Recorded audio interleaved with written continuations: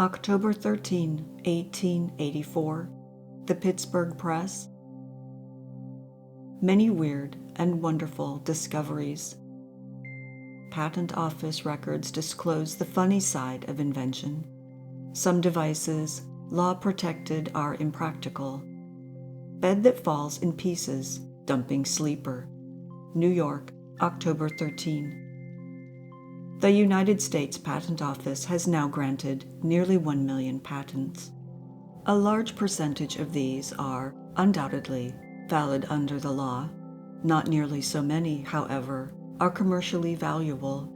Some few, which may or may not be valid in law, appear so impracticable that they may be termed freaks, says Scientific American.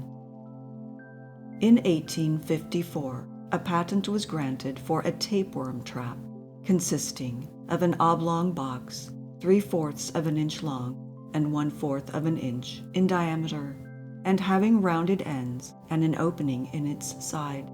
Inside the box is a spring-pressed part having a serrated edge.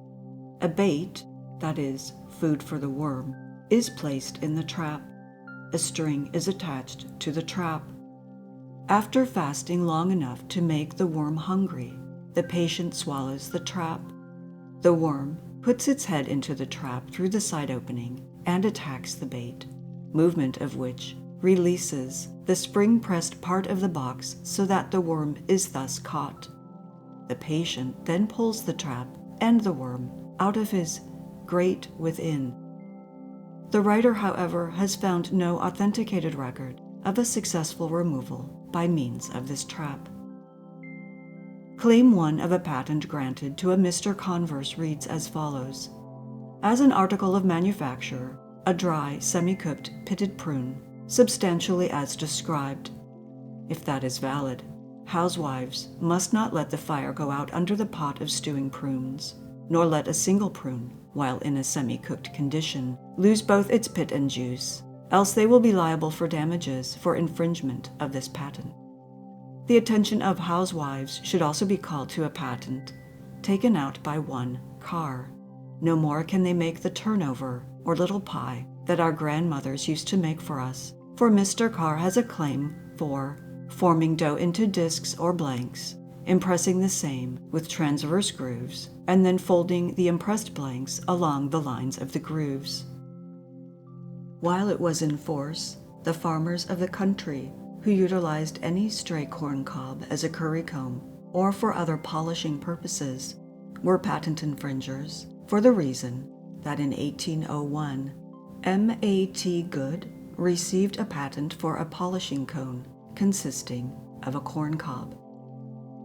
It took 2 men and a hen to reduce to practice an invention the object of which is to provide a registering counter for recording the total number of eggs laid by a hen or other fowl, the device to be worn indefinitely. Claim 1 is as follows: in an indicating device the combination of a register, said means adapted to be set in operation by an egg issuing from the fowl, operating means for said register, and means for attaching the device to the body of a fowl. A man named Sparks has patented a device for preventing hens from setting, comprising a hood or blinder to keep the hen from seeing to the right or left, or upward.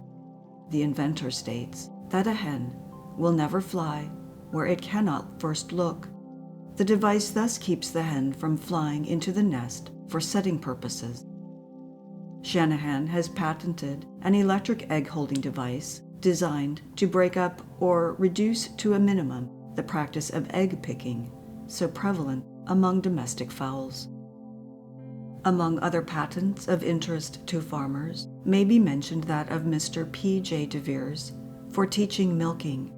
His invention comprises a receptacle shaped like the udder and teats of a cow. The pendant teats are soft and compressible so as to imitate the yielding nature of a natural teat.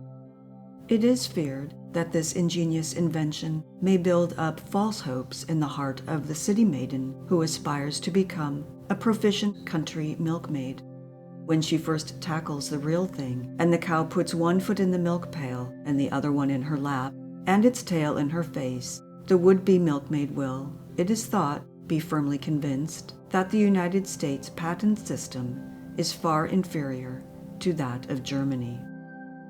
Joseph Karowski seeks to outdo the ancient Egyptians and proposes to preserve the dead by first surrounding the corpse with a coating of sodium silicate, water glass, and then surrounding the same with an outer coating of molten glass.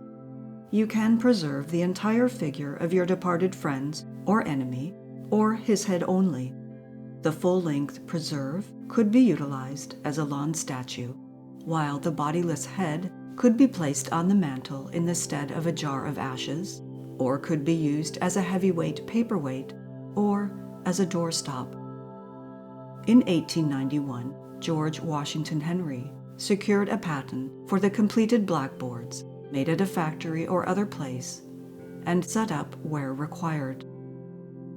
In 1874, Mr. F.T. Newbery aspired to rival, or forestall, the pipeline system of the Standard Oil Company by patenting an apparatus for supplying cities with milk. His scheme involves a pipeline from the place of milk supply to the city to be supplied. The pipe is kept full of water when not in use for transmitting milk. When it is desired to deliver milk, a signal is sent from the supply station to the receiving station, and then the milk is pumped into the pipeline against the water. When the system begins to run milk instead of water, it is collected at the city end. No means are provided for preventing the city collector from taking water at both ends of the milk supply.